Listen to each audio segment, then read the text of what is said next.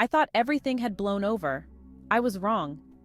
3 weeks had passed since I bolted from my own wedding, leaving Jake and everyone else in shock. I'd been ignoring his calls and texts, trying to focus on moving forward.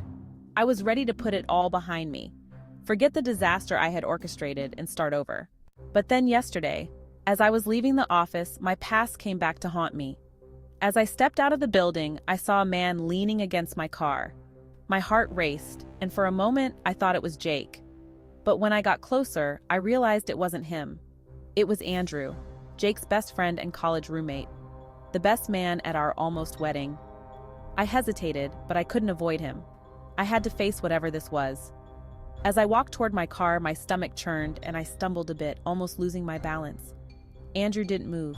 He just stood there, arms crossed, watching me with an expression I couldn't read. "Andrew," I said cautiously, "what are you doing here?" He straightened up, his face hardening. "We need to talk." I swallowed, trying to keep my voice steady. "About what?" "About Jake," he said flatly, his eyes narrowing. "And what you did." I flinched, feeling a wave of guilt and anxiety crash over me. This was the last thing I wanted to deal with. "I don't know what you're talking about," I lied, even though I knew exactly what he meant. He scoffed, shaking his head. "Cut the crap, okay? I know everything." Jake told me what happened, or at least what he thinks happened. My heart pounded in my chest. "What did he tell you? That you hired some woman to show up at the wedding with a kid? That you paid her to lie and claim that kid was his? That you staged the whole thing because you didn't want to marry him?" He paused, his eyes piercing into mine. "And you were right." My breath caught in my throat. "What do you mean I was right?" Andrew's jaw clenched, and for a moment I thought he wasn't going to answer. But then he sighed, running a hand through his hair. "I'm the only one who knows, the only one who knew all along." I stared at him, confused and a little afraid. "Knew what?" "About Jake's secret," Andrew said, his voice dropping to a low, serious tone. "The kid and his mother. It's true. Everything you staged, everything you faked, it's real." My stomach twisted. I couldn't believe what I was hearing. All this time I had thought I was the one manipulating the situation, creating a scenario to escape the marriage, but it turned out that Jake had been hiding a secret all along. Andrew sighed, leaning back against my car again. "Jake's been paying child support for a kid he's never met. He didn't know how to tell you. Hell, he didn't know how to tell anyone. I'm the only one he confided in. His sister doesn't even know. He's been keeping it quiet for years." I felt like the ground had been pulled out from under me. I had orchestrated a fake scandal, only to discover that it wasn't fake at all. I had unknowingly exposed Jake's real secret. "You've got to be kidding me," I muttered, shaking my head. "How could he do that? How could he keep something like that from me?"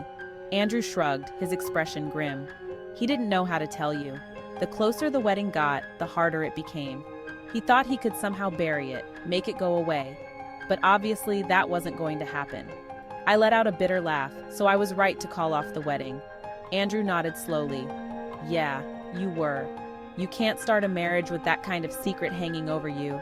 But I've got to ask, how did you know? Who tipped you off?" I looked at him, torn between laughing and crying. "No one told me anything. I didn't know, Andrew. I didn't know a damn thing. I hired that woman to fake it because I didn't want to marry him.